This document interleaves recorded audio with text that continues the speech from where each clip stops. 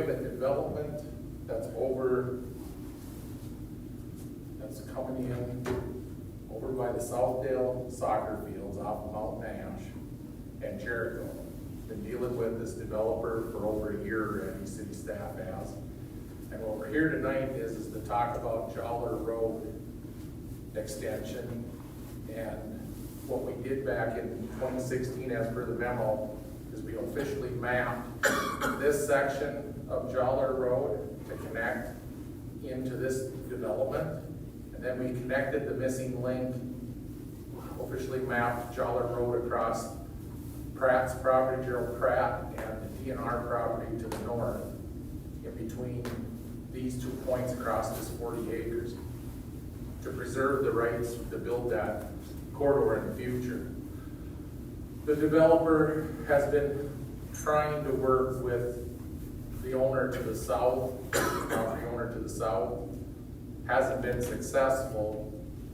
So the property owner decided to see if he could make it work by putting about 85–90% of the roadway, the 80-foot corridor, on his property and still get the development that he wants. And we've got a document here that kind of shows, the top one shows the 80-foot corridor straight across the property owner to the south.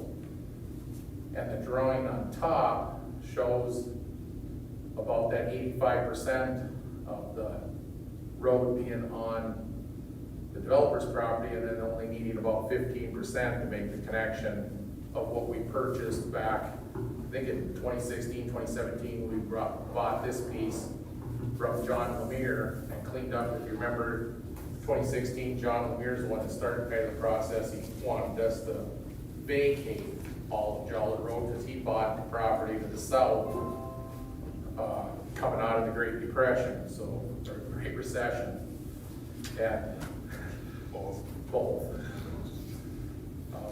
So we cleaned up this piece. We haven't done anything out to Mount Nash across this 40 acres. But that's officially mapped. But it's officially mapped, but all on south of this developer's property. The developer bought the piece that really surrounds, let's see it.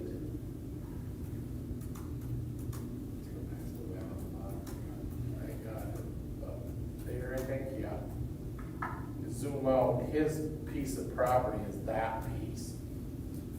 With this being Southdale soccer fields, this being Jericho Road. So is he gonna run Jericho's or? He is not running Jericho. We're proposing to take and move the T intersection back to the east, closer to the existing property. The T is just temporary. Correct.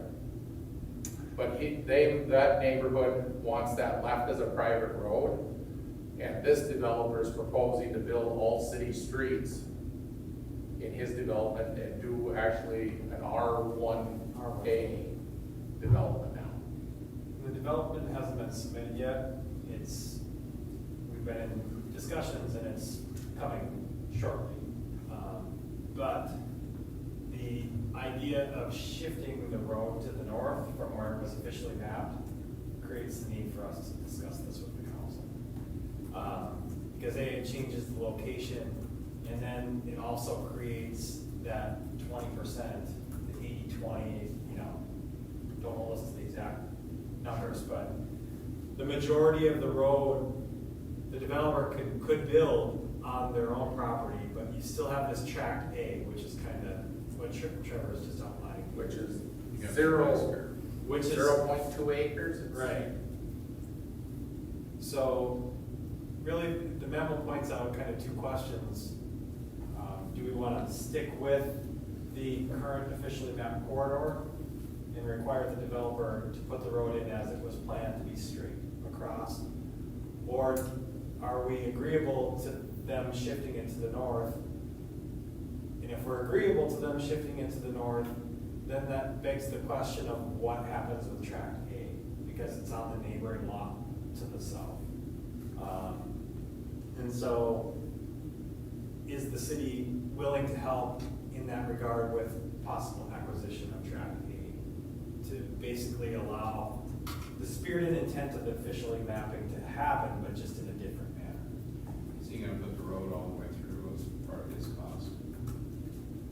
Well, that's the other thing that we're still in discussions. We have discussed with the developer that if the city would be willing to go after this acquisition, we've told them that it would be the same kind of as what we did with Dan Witt up on Lake Forest Road. But Dan Witt never followed through. Dan needed access to his property up behind the lodge, and JMS had cut him off. So I have told the developer that the only way that he can get this piece of property is probably condemnation, because the property owner isn't willing to sell. Well, private landowner, private developer can't take and do condemnation. But if the city was willing to do the condemnation, are you willing to pay for all those costs? The land acquisition, attorney fees, court fees, all the stuff. So far, he's indicated verbally, yes. Then the next question comes up is, where is he responsible to build the streets, the water, the sewer, and the trail? There's a trail on this section of Joller Road as well that he's proposing to build with the development. No arguments there, but then do you build it only to here, like what he's showing? Do you build it to here? We've always said that you're supposed to build it to your property lines. Well, this corner lot, now that he's not proposing a CIC lot, there's gonna be a R1 lot on this corner. Is this not his property line now all the way to here? But it also brings up even a bigger question, is now we still have a 200-foot gap to 2nd Street. And that we brought up, and that verbally the developer said, that should not be my responsibility. I can see how you could say that this is my new west property line and I have to build to here, but he hasn't said 100% that he would pay that streets, water, and sewer cost to build to there. But he has indicated that he would not build the 2nd Street, the last 200 feet. So there's several things that are coming.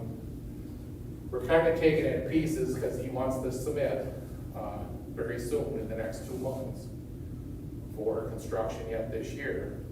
So my feeling on it is, I don't think we should go through the trouble of acquiring tract A unless he has a commitment to put the street all the way through.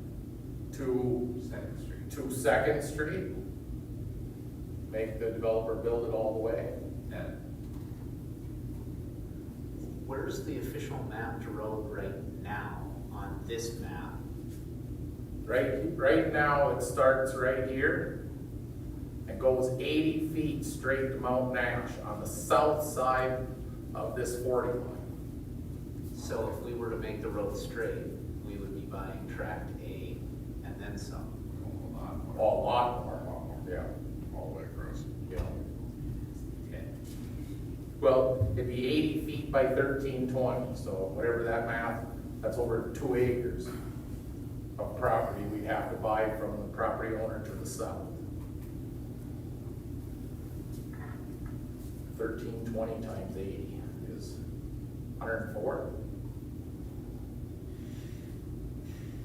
Somewhere in that ballpark. Yeah. 105 divided by 45, 62 point. 2 acres. From his west line there though, from his west line going west, Yeah. that's ours. isn't it? That's 200 feet on a city-owned piece of property, 80 feet wide by 466 feet wide. So we'd be making him pay for a road on our property. That doesn't really seem right though either. And is he not saving us significant condemnation cost by putting the road on his land? Right, it's saving us 2.5 acres or 2.25 acres versus 0.2 acres. So we're saving about 2 acres worth of land acquisition. And I, can't think for him, but I would think the gal on the south would much rather give up that little piece of A there than a whole 80-foot strip across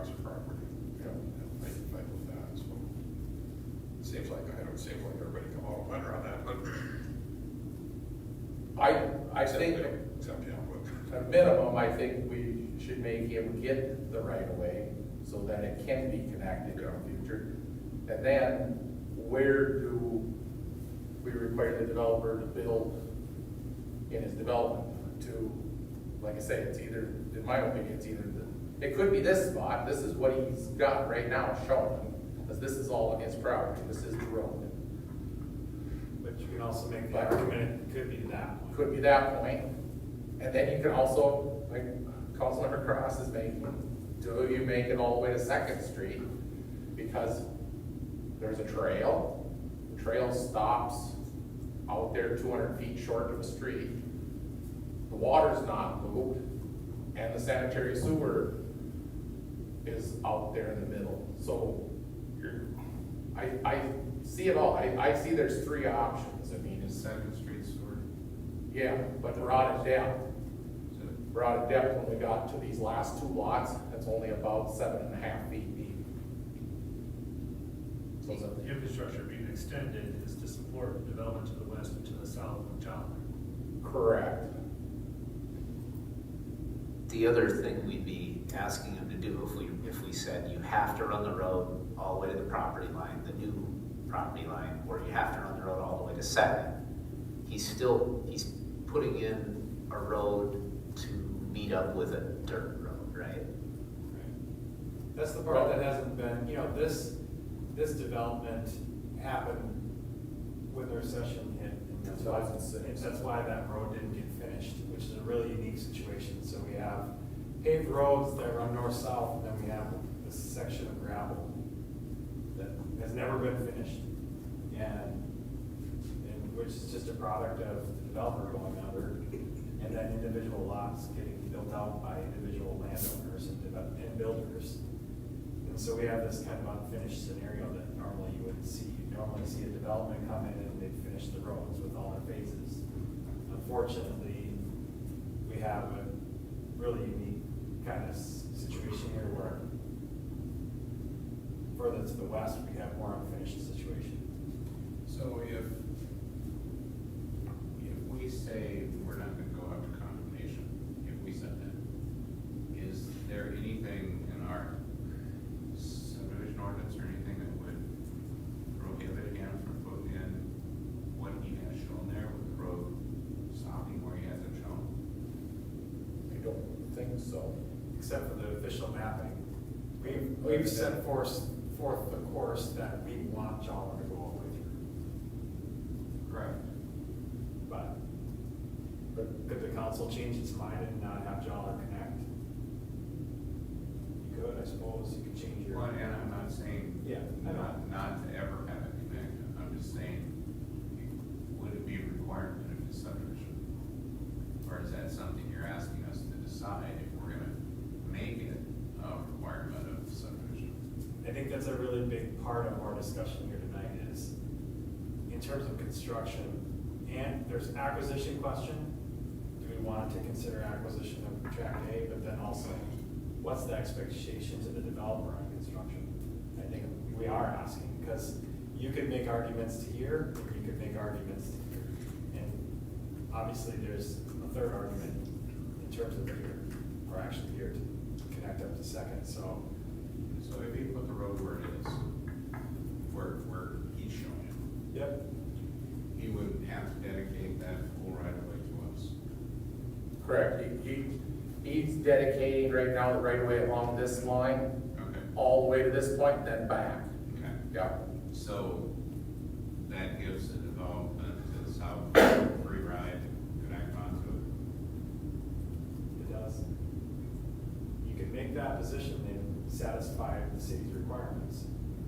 But on the other hand, from that north-south lot line to the west, if this developer doesn't need this road and ignores it, there's a chance this connection doesn't get made, Well, but it's already mapped. So they It's mapped.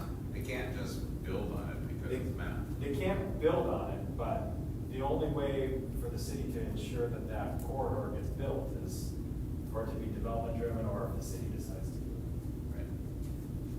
Where right now, we have a developer that I believe would build to that point, they just won't build a second street. One of the ones to the south won't play ball with them.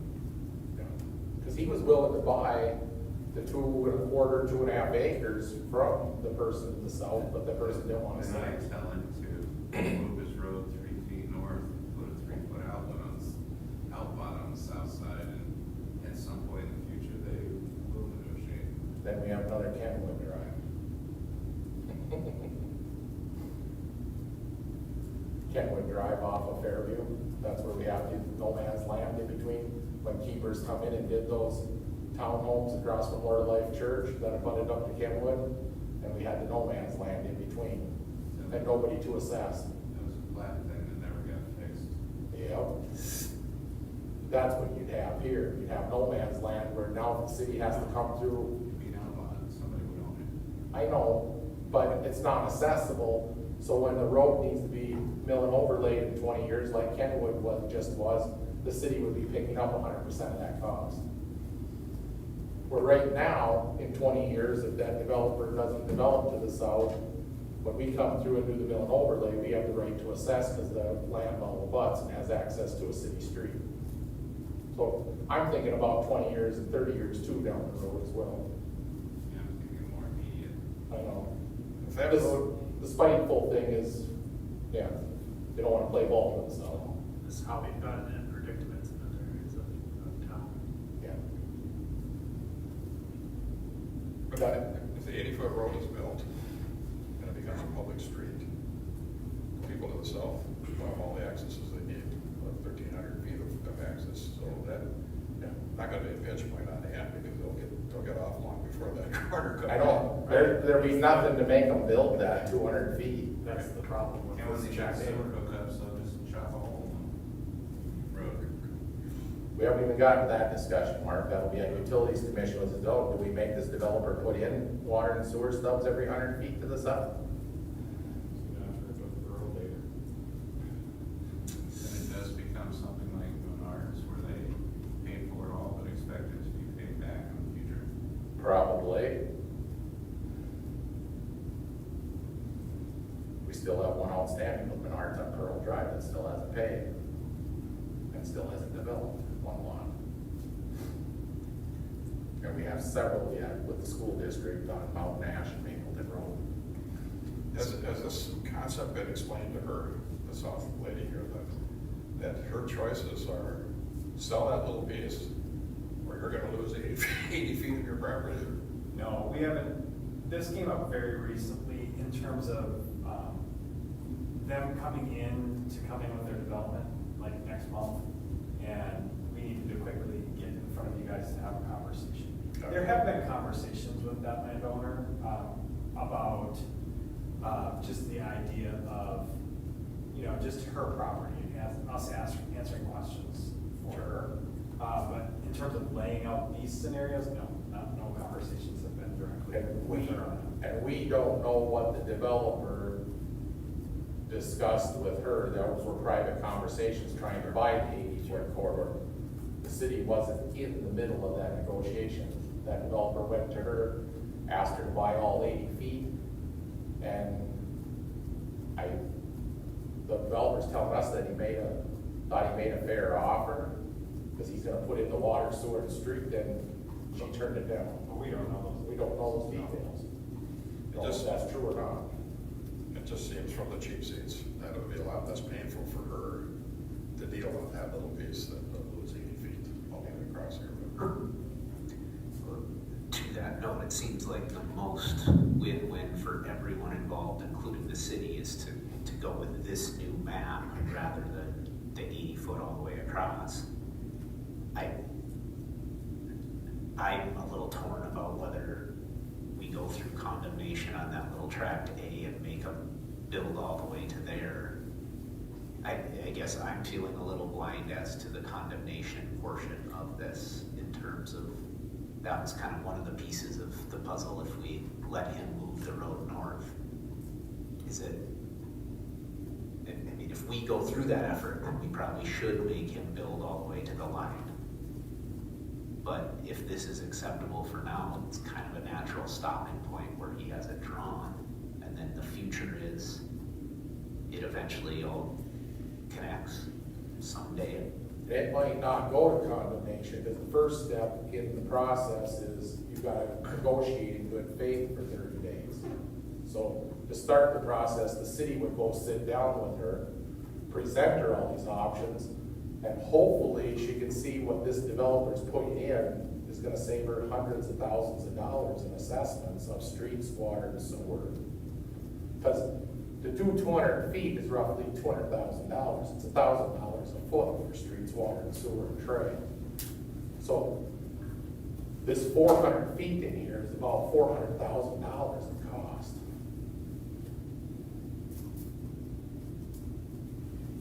And if we don't pursue it now, someday it's very likely that the city would have to pursue that with our own pocketbooks entirely in the future. So is part of this equation that the developer would pay for the cost to acquire tract A? Did I miss that part? Correct. That's what we're trying to. What we were proposing to the staff is that they would escrow an estimated amount of money with the city to do the acquisition of tract A, which could possibly lead to condemnation.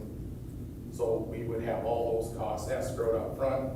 When we're done with it, the appraisal cost has to be in there. You gotta do a full appraisal. Then you gotta do the good faith negotiation for 30 days. And then after that, we come back to city council. This is where we're at. Do you want to proceed with condemnation or not? So there is steps in here to stop too. But I was proposing with the developer at the last meeting that he'd have to escrow that total estimated cost up front, and then we'd start down the path. So the city would only have the staff time into it, not actual costs. And then we start talking about where do you build the water, the sewer, the streets, and the trail to? Where is the stopping and ending points, in here? And that's where we did not get a straight answer at that meeting. But we've not had a meeting since then. We're here talking about, first, what do we do about right of way? And so you said the city hasn't met with the property owner of late with them or something? Not about the road right of way. We have met with her several times over the last 2 years about her building a single-family house on her 30-some acres to the south here. Totally different issue. We have not, I haven't, anyway, Josh, you haven't either, talked about actual road right of way. No, the developer came to us with this drawing on how to solve the problem of not being able to build the road where it was officially mapped. They proposed this alternate solution by shifting it to the north and said, what do you think? And we said, well, we've got to get to the council because tract A is land you don't control, that you haven't been able to secure. So we would have to adjust our plans on our official mapping by moving it to the north and re-official map it or get it platted. And we need to ask the council if that's something you're interested in. And then talk about some of these details of the technical details on how this would all lay out potentially. Does it ever happen where the city and the property owner and the developer all sit down at the same time together? I don't know exactly how it all works. Yeah, I mean, we certainly can reach out to the property owner to the south, and that's obviously a logical second step, but we wanted to see what the council's interest was to, in terms of, you could easily just say, let's just keep it officially mapped where it is, and, that's the developer's responsibility is to do it to the south, but then they're stuck, because they have no access, they have no ability to, do condemnation or anything like that. It basically really impacts the access to their property and their ability to develop. Well, I just wasn't one. We've come too far. We've talked about this road for years, and it's been a proposed corridor east-west from point A to point B to give up. We've got an option here to at least continue it to that point. The developer I think is being generous. He's going to lose some land here. She's going to gain land, so to speak. And we get the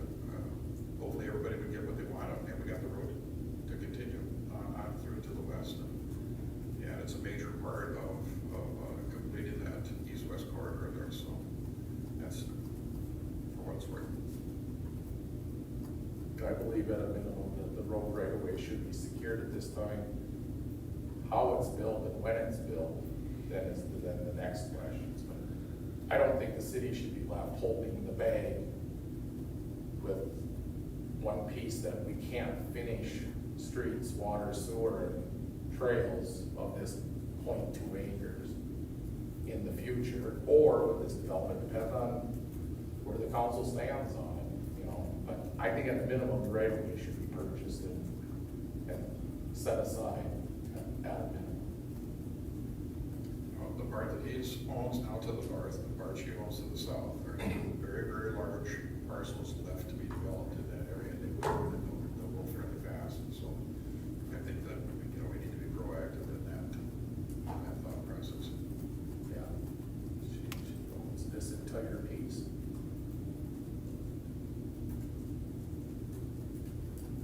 She's actually got more land than what the developer's coming in with right now.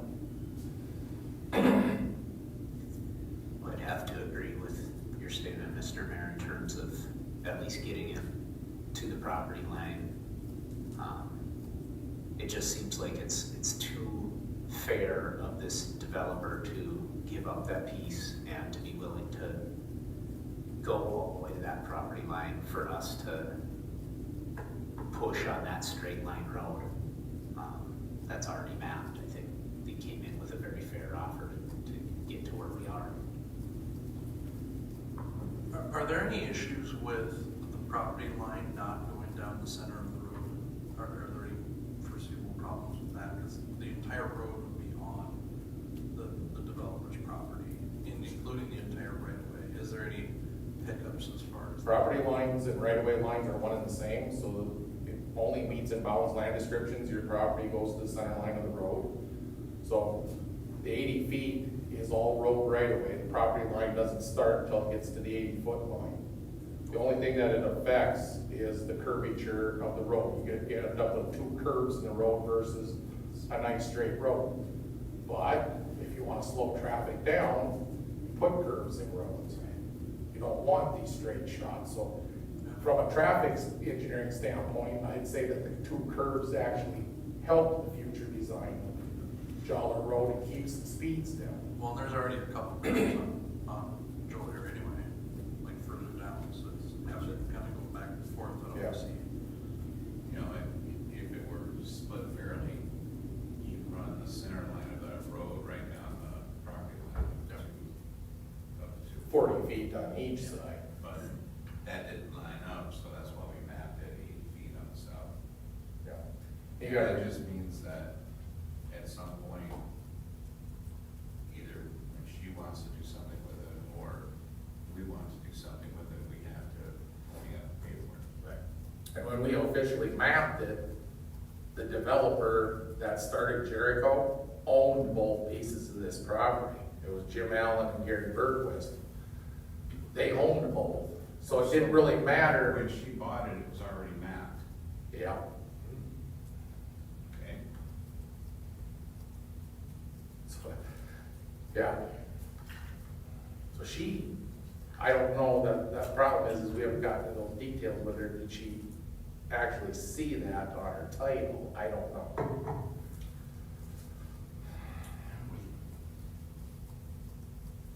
But when we officially mapped it, Jim Allen and Gary Bergquist didn't have a problem with it because that fit right into how they were gonna develop the rest of their properties. And of course, the development never picked up after the Great Recession. And they also, Gary Bergquist and Jim Allen owned this piece that ended up going to Jonathan Lemire, and then Jonathan Lemire picked up this piece, which used to be with the rest of this Southdale development in here that went under with the bank. The bank sold off these lots in here, and then they sold off this one big piece of property. So that's how it gets hacked up. And Brad asked us this afternoon, well, did we put any agreement in place for phase 2, phase 3 of these developments? Well, we didn't back then. That's where we're getting in trouble, is we should have had some safeguards built in that, hey, if something doesn't get built in 5 years, the developer has to build something, because we ended up with these dead-end roads and gravel roads in here that should have never happened. say, who knew that the Great Recession was gonna hit and everything was gonna tank? What do you wanna do, council?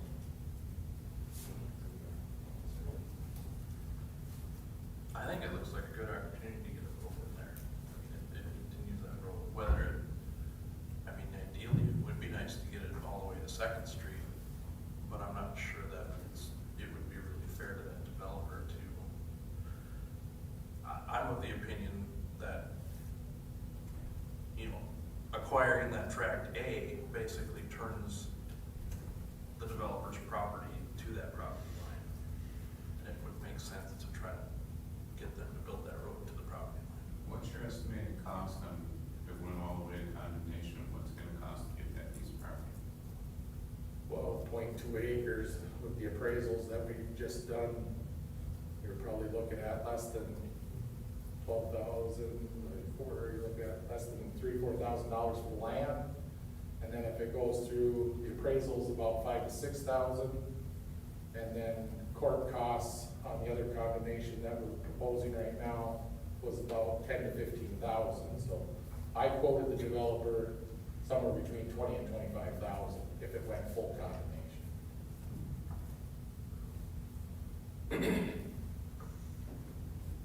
So nowhere close to what it would cost to build the street to the west property line. Yeah. Just the street, not the water and sewer. Now your whole $1,000 a foot. Yeah. And the trail. There's a trail on this segment of Jolly Road too, that's in our long range plan.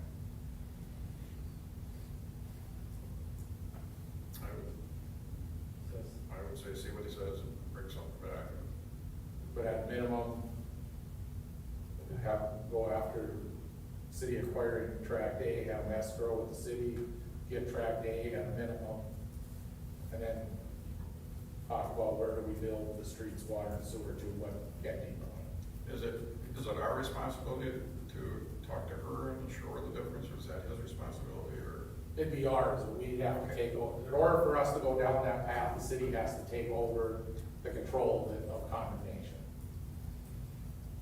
And really what it would be, it'd be us and our city attorney making that good faith effort. We do the appraisal, make the offer, sit down with her, and then go through the numbers. I was hoping a conversation before we get to condemnation, you know, like, look, this is. We sure can if we know that you wanna go down this path.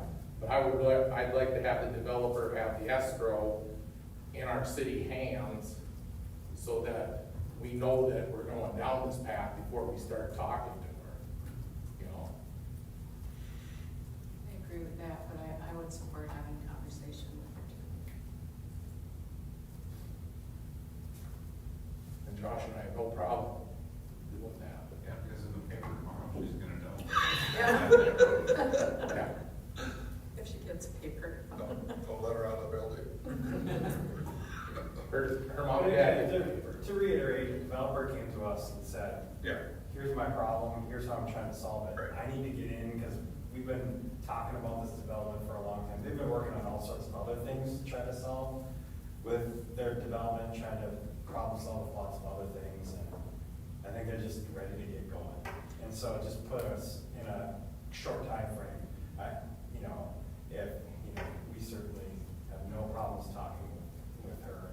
She obviously deserves that as well. They have worked out a written agreement with Jericho Road Homeowners Association and figured that out between the two parties. That was a big first step. That took them over 6 months of negotiations and talking. So, yeah. But this one, he has not been able to get anywhere. I don't know how many meetings exactly that he's had with her, but he's tried several times. I don't want to beat a dead horse here, but I just wonder if she knows what we've just talked about and how easy it could be for her to go this other route too. So anyway, Just a quick question. If we left it where it was, where it's actually mapped, and the city said we're gonna put a road in there, how would that road be assessed? If it was done by the city, we'd assess it under our current policy. So be around that $20,000 per lot. So each Lot it side- off every 100 feet. Each side would pay half. Yeah. Well, it'd be subsidized because it'd be, the developer side, on the north side, would be 100% developer cost. And then on the south side, we would take it, if it was $46,000 a lot, the city only assessed 20,000. So we'd actually be picking up quite a bit of costs on the south side. Per our policy. So it makes sense to move it to the north and let the developer put the whole thing in. It saves the city a lot of money. And it saves the property owner to the south a lot of money.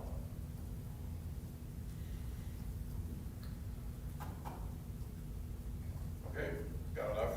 Think so? Okay, thank you. Number 2, plans and specs for contract B. Fast. Josh, I think he's just gonna connect his computer, which means you gotta switch to your checker.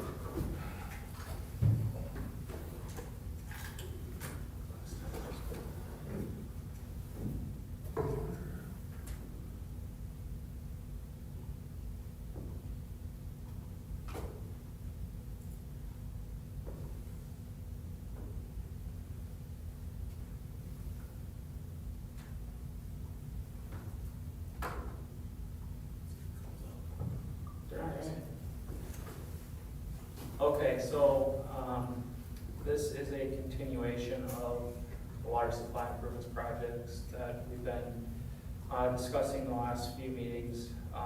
Today specifically, we're asking for plan approval and authorization to advertise for bids for contract B, which is the raw water main construction and electrical installation portion of the project.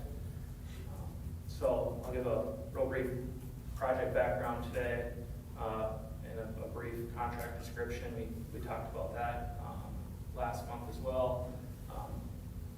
Give you another update on the opinion of probable cost, and then request to adopt resolution number 2025-019 to approve plans and specifications and ordering advertising for bids for contract B, raw water main and electrical improvements. Refresher, the project is driven to replace the capacity that's been lost from the city's existing well field. And we've broken this up into 3 contracts. Contract A, well construction, B, which we're talking about this evening, and contract C, well control down procurement. Contract A, we actually opened bids today for the well construction. Contract C, we received quotes that are on the agenda for tonight's meeting for approval. And contract B here is following those projects and requesting to bid now. So that the schedule for this, breaking the contract B portion of this into design, bidding, and construction. Drawing specifications are prepared for bidding, and of course we're requesting authorization to advertise.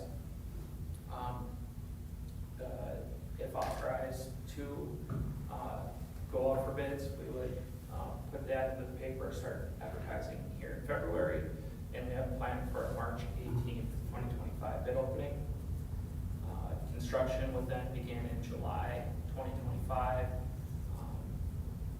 with construction starting after the new wells that bid today need to be constructed. And then substantial completion for both contracts A and B being September 25th, and final completion October 31st, 2025. So snip in a few of the plan sheets in here. It's just the cover, and let's see. The dark line here is just the construction limits for contract B on the water plant and public works facility site. The site plan shows most of what's going on the project. Again, well 5 would be added here under contract A. Well 6 would be added here under contract A. Contract B includes essentially everything other than the materials for the control panels, the water main for both wells, bringing treatment plant,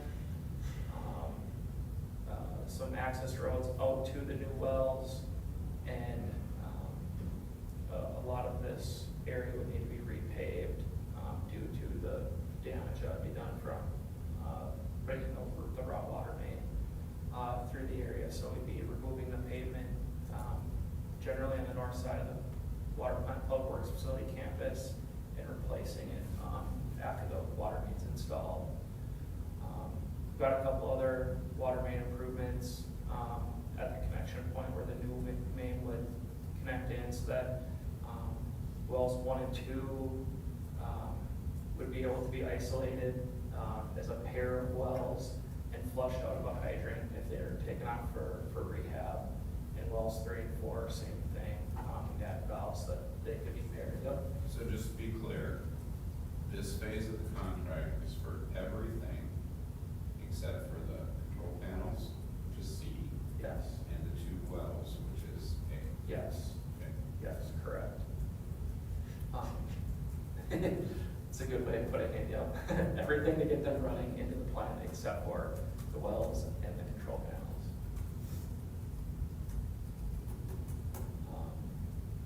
And then the electrical portion of the project will be feeding the electrical to the new wells out of the water treatment plant so that the new wells can be run from the existing backup generator on site, running conduit wire through the water plant public works facility, and then burying the conduit and wire out to the well locations of these dashed lines.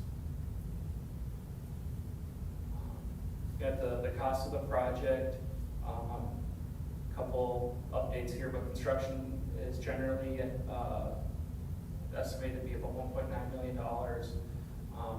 With the bid opening for contract A today, that the low bid for the wells was actually just over $407,000. Contract B estimated to be about $1.28 million in construction, and contract C came in just under that was estimated to be about $160,000 for the panels, came in at just under $155,000. When we add in the contingency, engineering, SCADA integration, and assume soft costs here, we're right around that $2.6 million total project cost. And of course, this hasn't been updated with the contract A numbers from today. So with that, we request council to adopt resolution number 2025-019 during the regular meeting today. Any questions, Council? Thank you. Are you, I'm the next one. you're on the too. next one too? Okay. Talk real fast. Yeah. And so this is related to the authorization to bid contract B, and requesting, I guess, seeking direction related to potentially including an alternate to repave the entire public works campus, since a lot of the site will be repaved anyways as part of contract B. Mill and overlay, yes, sorry. So The current pavement is how old? 18 years old. It is scheduled for mill and overlay in 2027. So 2 years from now, it is already scheduled for mill and overlay. And this is really just since we are going to be actually removing a lot of the pavement and replacing it as part of the project. There will be a paving contractor there. Do we ask for an alternate bid item to have them mill and overlay the rest of the pavement on site? Usually stuff that would be Yep. Makes sense. Doesn't mean we have to go ahead with it, we just bid it as an alternative, and then we can make up our mind if it's way out of whack, or we can't budget it properly, then we still wait 2 years. So this figure, the red hatched area, is all of the area that is not essentially planned to be removed and repaved as part of contract B already. So the red area here would be the mill and overlay section that would be added as an alternate bid item that you get pricing for. If it's favorable, award it. If not, it wouldn't have to be awarded.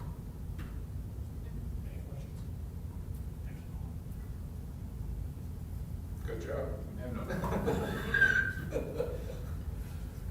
Thank you. Yep.